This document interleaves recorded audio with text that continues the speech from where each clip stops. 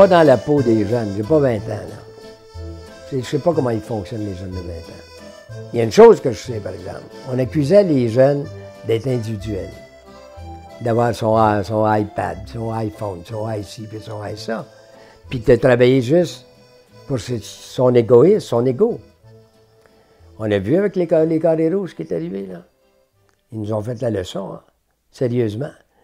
Puis le mouvement syndical veut dire de quoi apprendre avec les jeunes, là, maintenant, là-dessus. Et c'est vers là, c'est ça qu'on s'en va, que ça fait. C'est l'éternel recommencement. C'est les jeunes qui vont arriver avec de nouvelles méthodes. Puis je pense pas qu'ils renient le mouvement syndical. Je pense pas. Ils vont défendre leurs droits avec quoi? Individuellement, c'est pas possible. C'est pas possible.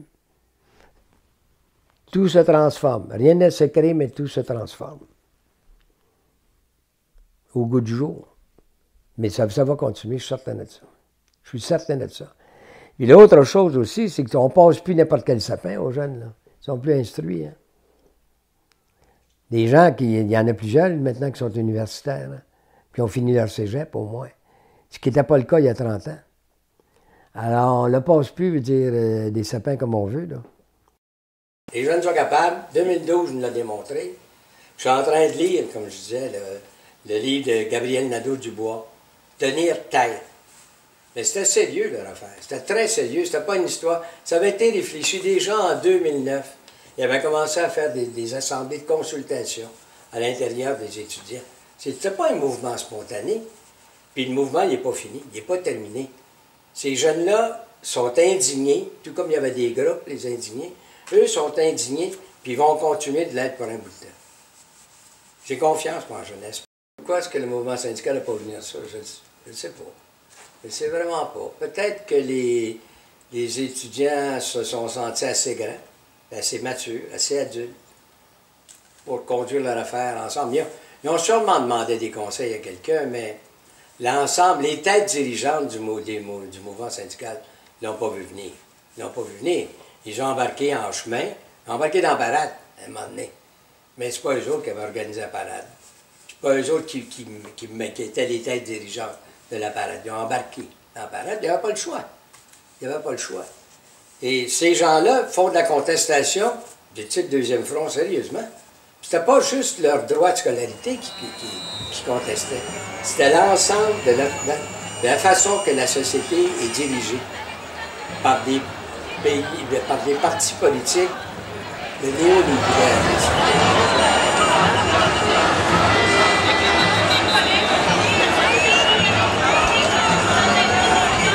Ils rendent les universités comme une business. Il faut que ça soit profitable, il faut qu'il y ait du rendement. Le haut savoir, la culture, le développement de la culture, ça vient en deuxième. Ils font quoi, les recteurs, maintenant? McGill, la madame qui était rectrice à McGill, elle se fait inviter au Brésil pour une conférence pour aller faire la démonstration que McGill est excellent comme produit de consommation. Venez chez nous, on va faire de l'argent avec vous autres, les étudiants. Mais elle, pour faire ça, elle voyage en classe d'affaires. Elle voyage de 7-8 000 piastres. Et plus, 9 000, je pense. En avion, plus les hôtels 5 étoiles. C'est ça, la nouvelle façon de conduire les universités? Mon œil, hein? Alors, quand les étudiants, en 2012, ont contesté ça, entre autres, il fallait juste soulever le couvercle de la marmite. Ils sont aperçus que ça sentait mauvais, sérieusement. Et l'université, c'est pas une manufacture de biscuits soda. Hein? C'est des esprits. On parle d'université par excellence. C'est pas vrai, ça. C'est pas vrai.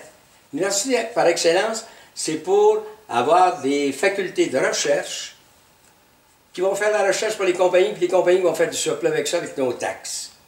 Un genre. Dans le deuxième front, c'est ça. C'est la contestation de ça. Ils savent évaluer la situation. Ils connaissent, je veux dire, ils ont des normes économiques. Ils savent où est-ce que ça s'en va, l'argent, d'où ça vient et comment ça se dépense.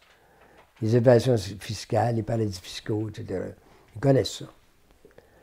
Puis l'avenir est là. L'avenir est dans la jeunesse. Qu'on aime ça, qu'on n'aime pas ça, hein, elle est là. Mais je sais qu'ils fonctionnent différemment de la façon qu'on fonctionnait, nous autres. Puis ils n'ont pas tort. Ils n'ont pas tort. On disait la même chose. Moi, quand j'avais 20 ans, les vieux de 40 ans, là, qui étaient vieux, tasse-toi, mon oncle, hein? Alors, c'est pas à moi de leur dire quoi faire maintenant.